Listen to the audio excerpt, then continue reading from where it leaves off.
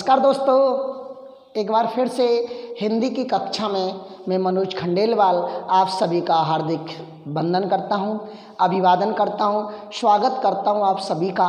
उम्मीद के साथ कि आप सभी स्वस्थ होंगे और घर पर रह करके भली भांति स्वस्थ रह करके हमारी क्लास देख रहे होंगे।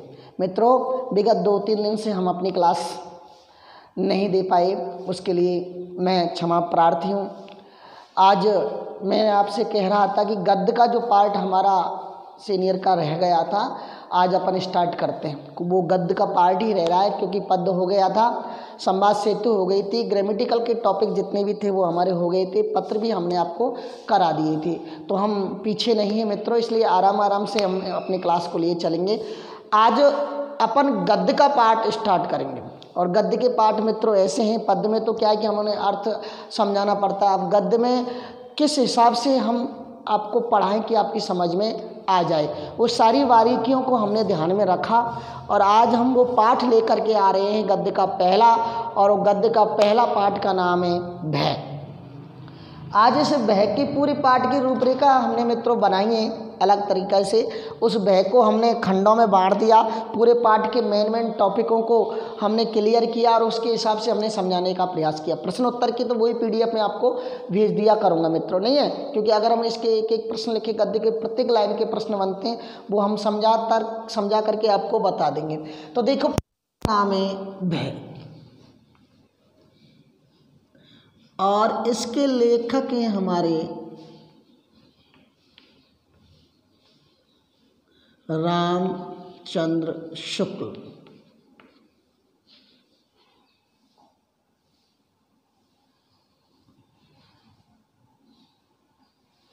देखें साहब, मेन चीज़ इसके बारे में अपन पहले पढ़ लें साहब।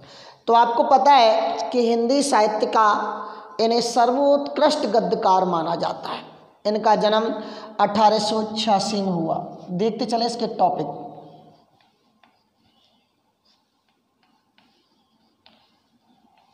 1886 ईस्वी में पहली बार 1886 ईस्वी में इनका जन्म हुआ। इन्हें हिंदी का सर्वोत्कृष्ट गद्यकार माना जाता है। गद्य के तो ये मानो भारतेंदु के बाद इनका ही नाम आता है। इन्हें हिंदी का मेन चीज़ में इनके बारे में लिखा रहा हूँ।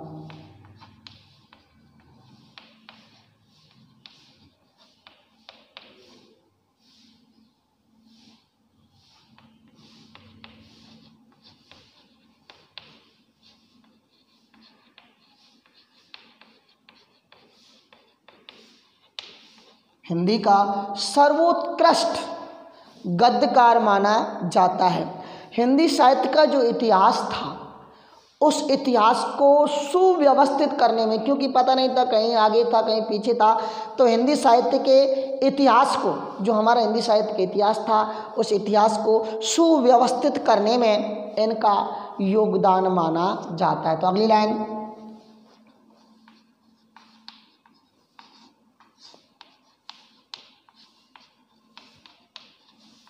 हिंदी साहित्य के इतिहास को सुव्यवस्थित करने में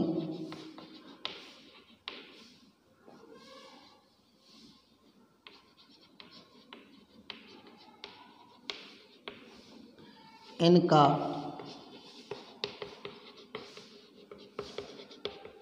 विशेष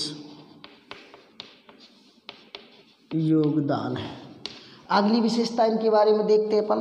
3 चीज़। 86 में जन्म, सर्वोत्कृष्ट गद्यकार माना जाता है और हिंदी साहित्य के इतिहास को सुव्यवस्थित करने में इनका योगदान है। इन्हें समर्थ आलोचक और विचारक माना जाता है। इन्हें समर्थ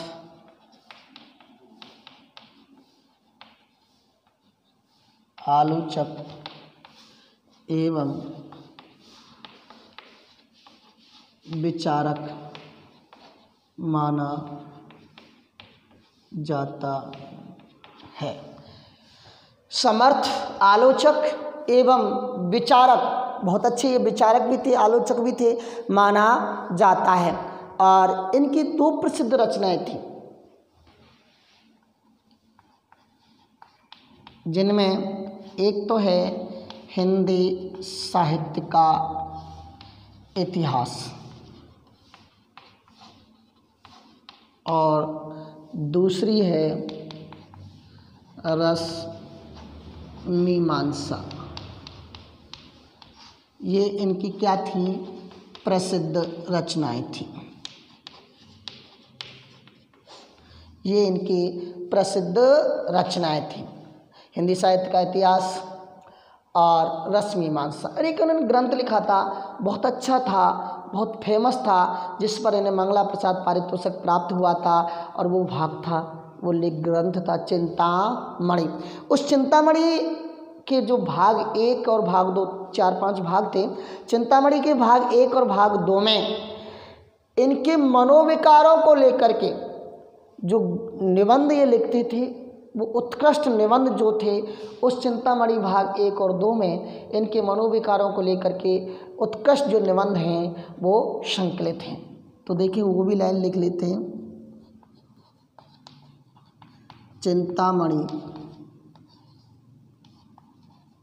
भाग 1 व 2 में, चिंतामणि जो ग्रंथ था उसमें इनके मनोविकारों को लेकर चिंतामणि नामक ग्रंथ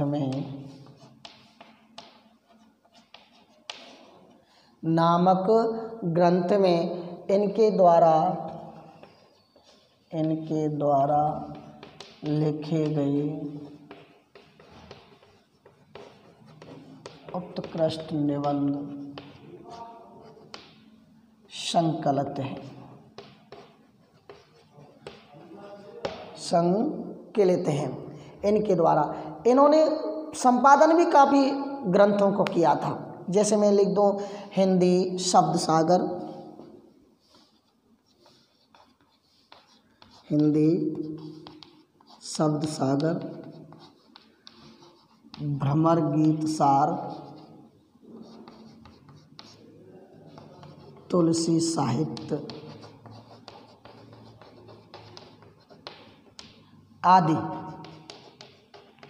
आदि का संपादन किया। आदि का क्या किया, संपादन किया।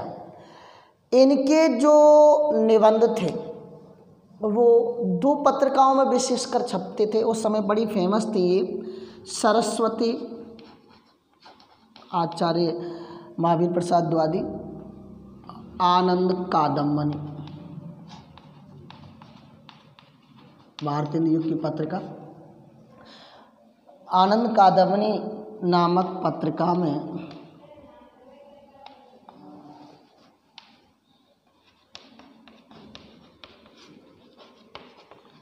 इनके निबंध छपते थे।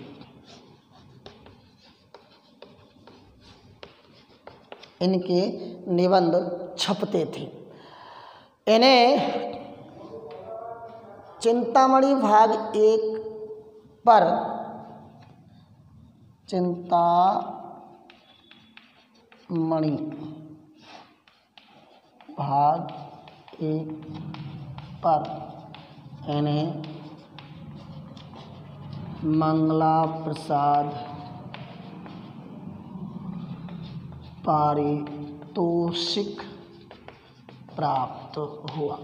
ये थोड़ी सी जानकारी हमने आचार्य रामचंद्र शुक्ल जी के बारे में पढ़ी। इन्होंने काफ़ी जितने भी कवि हुए थे, लेख हुए थे, अलग अलग नाम, अलग अलग उनकी विचारधारा को बताया है।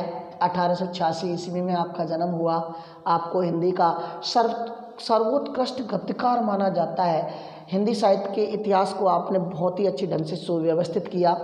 इन्हें समर्थ आलोचक और विचारक भी माना जाता है।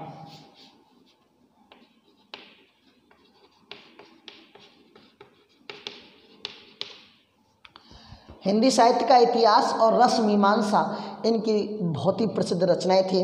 चिंतामणि जो इनका ग्रंथ था उसके भाग 1 और 2 में इनके मनोविकारों को लेकर के उत्कृष्ट निबंध इसमें संकलित हैं। हिंदी शब्द सागर, भ्रमर गीत सार, तुलसी साहित्य आदि ग्रंथों का इन्होंने संपादन किया। 2 पत्रिका थी जिसमें सरस्वती और आनंद कादम्बनी नामक पत्रिका में इनके निबंध छपते थे।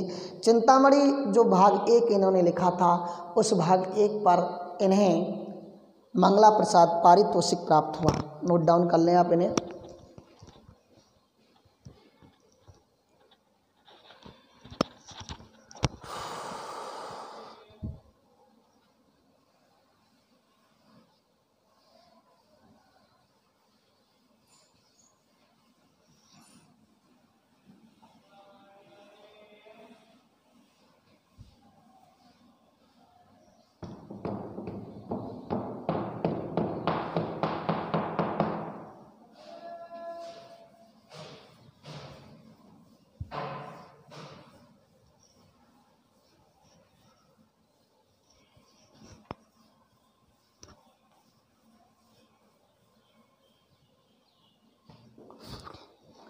पाठ का नाम है मित्रों भय। इस पूरे पाठ को अपन बहुत ही सिंपल वे से देखेंगे साहब। 3 चीज इस पाठ में: कारण, स्वरूप और परिणाम। आदि की इस पाठ में भय के कारण, भय के स्वरूप और भय के परिणाम आदि की इस पाठ के द्वारा विवेचना की। क्या की? विवेचना की। अब देखिए साहब, शुरुआत से मैंने इस पाठ को उठाया और मेन चीज़ हमने लिख करके इसका एक सार बना लिया, क्योंकि पूरे पाठ को अपन किस तरह से नहीं ले सकते। तो पहला इसका जो सार है वहीं से देखते स्टार्ट करते हैं कि भय का स्वरूप क्या होता है। पहला पॉइंट कि भय का स्वरूप क्या होता है। देखिए क्या कह रहा है इसमें सबसे पहले ये कहा कि किसी स्वभावगत आपदा, स्वभावगत कहते हैं स्वभाव, जिसका जैसा स्वभाव होता है, किसी आपदा की भावना, किसी आपदा कहते हैं जो कोई पीड़ा, कोई संकट, कोई घड़ी जो ऐसी होती है, किसी आपदा की भावना या दुख के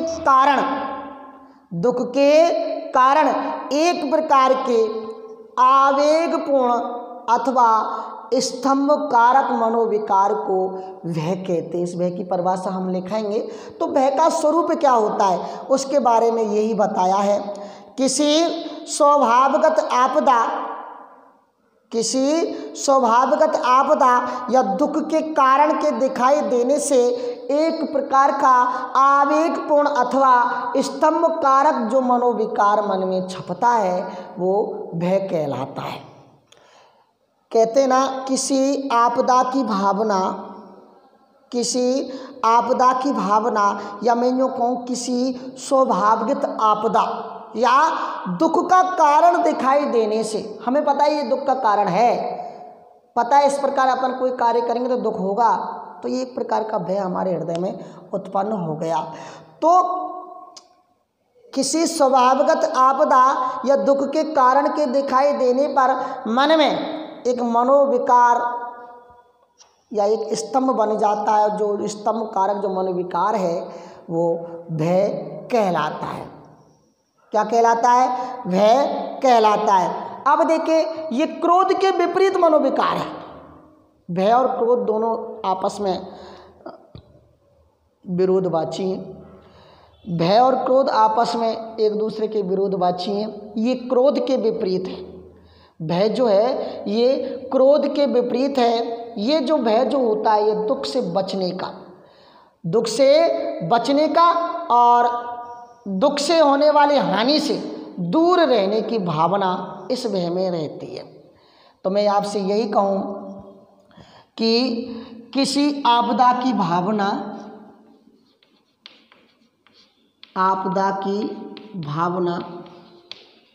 या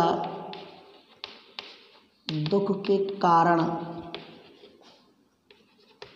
किसी आपदा की भावना या दुख के कारण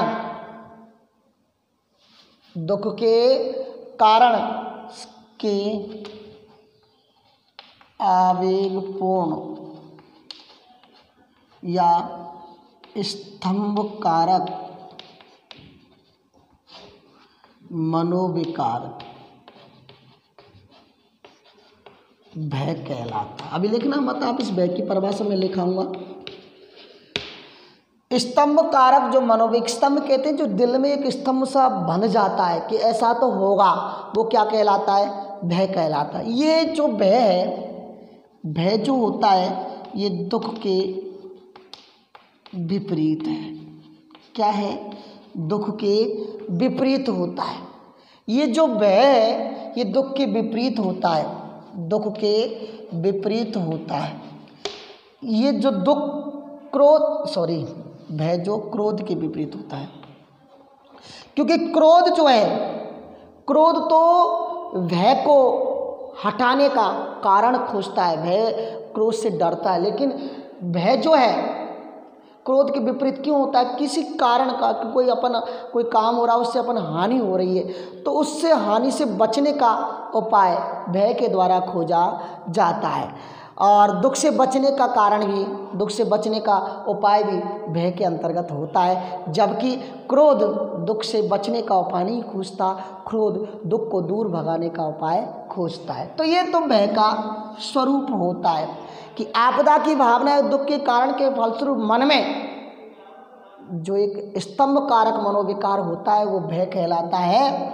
और भय क्रोध के विपरीत होता है। ये जो भय जो है ये दुख के बचने की तथा उससे होने वाली हानि की भावना अपने मन में जगाता है। ये भय का क्या होता है? स्वरूप। की भय होता क्या है?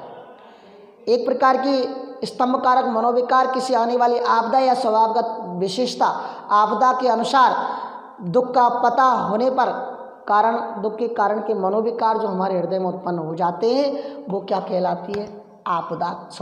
भय कहलाती है। ये क्रोध के विपरीत होता है और ये दुख से बचने का और उससे होने वाली हानि को दूर करने की इसमें भावना उत्पन्न रहती है, यानी बचने की भावना इसके अंतर्गत रहती है। आइएगा अब इसके अपन दूसरे पॉइंट पर चलते। ध्यान रखना, पहला पॉइंट भय का स्वरूप कि भय होता क्या है, किसके कारण होता है? तो क्रोध के विपरीत होता है। दुख के कारण के फलस्वरूप मन में आवेगपूर्ण अथवा स्तंभ कारक जो मनोविकार है वो भय कहलाता है। देखें साहब, अब एक दूसरा पॉइंट जो प्रश्न भी बनता है और वो हमें लिखना है कि दूसरे पॉइंट पर अपन चलते हैं। भय के रूप। भय के रूप क्या है? कि भय के दो रूप हैं। कितने? दो। एक तो है साध्य और दूसरा है असाध्य। नोट डाउन करनी है आपको, एक समझा देता हूं। एमिस नहीं साध्य में साधा जा सके, यानी एक ऐसा प्रकार का भय असाध्य और साध्य जिसका निवारण असंभव हो, जिसका निवारण असंभव हो, अर्थात प्रयास करने पर भी जिसका सॉल्यूशन नहीं हो सकता, प्रयास करने पर भी जिसका निवारण नहीं हो सकता, जिसका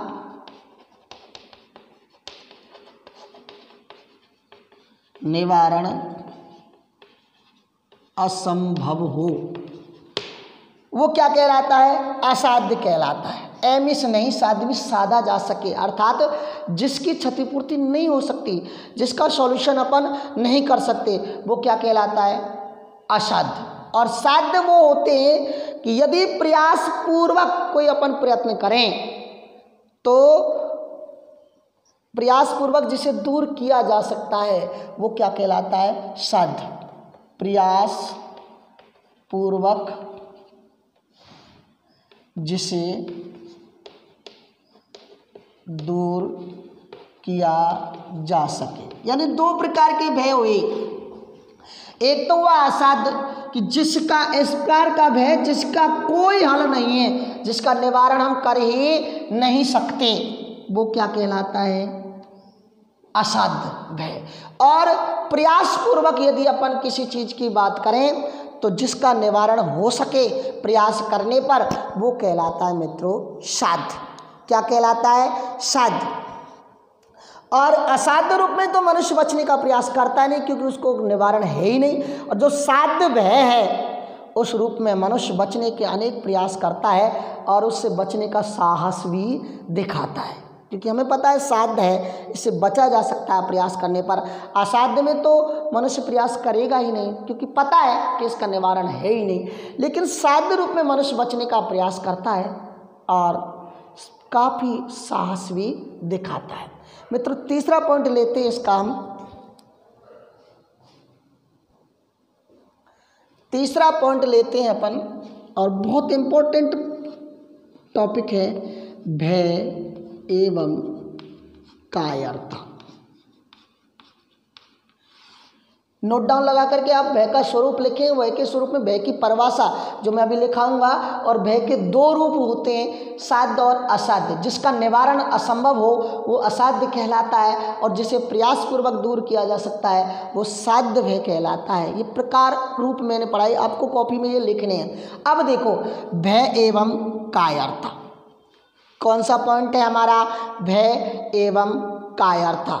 मित्रों कि भय की परिभाषा अपन लिखाएंगे, लेकिन पहले कायरता देखो साहब कि कायरता क्या होता है। कि भय जब स्वभावगत हो जाता है, ये भय जब स्वभावगत हो जाता है, भय ये जब स्वभावगत हो जाता है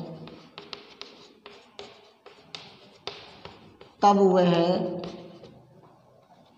भीरुता या कायरता कहलाता है। भय जब स्वभावगत, स्वभाव के ऊपर डिपेंड हो जाता है, तब वो भीरुता या कायरता कहलाता है। क्या कहलाता है? भीरुता या कायरता कहलाती है। अब एक चीज़ हमें ये भी देखनी है कि भय, भीरुता जो होती है वो पुरुषों में होती है ज़्यादा या स्त्रियों में होती है, तो उचित किस में मानी जाती है? तो यहाँ मैं लिखूंगा भीरुता स्त्रियों में अधिक मानी जाती है।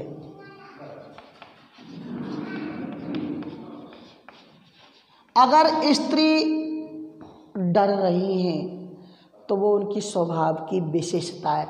मैं आपने बहुत सी स्त्रियों को देखा होगा, बैठे बैठे अगर इनके ऊपर एक छिपकली भी डर गिर जाए तो वो पूरे घर को अपनी आवाज़ से सिर पर उठा लेती हैं। लेकिन यदि पुरुष किसी शेर से भी डर रहा है तो उसे किंग पुरुष होकर के भी डर रहा है। तो स्त्रियों की स्वभाव की विशेषता है, क्योंकि अगर स्त्री डर रही है तो ये उसकी स्वभावगत विशेषता है, कायरता नहीं है। लेकिन यदि पुरुष डर रहा है किसी शेर से भी तो ये उसकी कायरता, अर्थात ना डरने का ठेका पुरुषों ने ले रखा है। तो कवियों ने इसको अपने हिसाब से परिभाषित किया है कि अगर पुरुष केवल और केवल एक ही प्रकार की कायरता, ये एक ही प्रकार की भीरुता जो होती है पुरुषों में, उसकी प्रशंसा की जाती है। और वो केवल और केवल यदि किसकी है? धर्म भीरुता, यानी धर्म से वो डर रहा है, तो पुरुषों में केवल धर्म भीरुता की प्रशंसा होती है। धर्म से डरते, बस केवल धर्म से डरने वाले पुरुष हैं, उनकी प्रशंसा होती है। अन्यथा और किसी से, यदि शेर से डर रहे हैं या किसी सागर को पार करने से डर रहे हैं या किसी लड़ाई से डर रहे हैं, तो वहाँ उनकी कायरता कहलाती है, उनकी प्रशंसा नहीं होती। अन्य भीरुता, अन्य प्रकार की कोई भी भीरुता हो तो इस पुरुषों की क्या मानी जाती है? दुर्बलता। अन्य भीरुता पुरुषों की दुर्बलता मानी जाती है। मित्रों, पाठ काफ़ी बड़ा है, एक दिन में ये पूरा हो नहीं पाएगा, समय का भी अभाव है और टीचर भी क्लास लेंगे, इसलिए आज मैं इस टॉपिक को यहाँ 3 टॉपिक हमने बना लिए, भय का स्वरूप, भय के रूप और भय एवं कायरता। इस सारी चीज़ कायरता, रूप, साध्य, असाध्य, स्वरूप, भय की परिभाषा काफ़ी अच्छे प्रकार से आपको लिखना है, समझना है, ताकि गद्य का पाठ भी गद्य की तरह ना पढ़ करके अपन एक कहानी के रूप में इसे मोटिवेट करें, तब जा कर के हमारी समझ में आएगा। आज के लिए बस इतना ही, हमें दीजिए आज्ञा। धन्यवाद।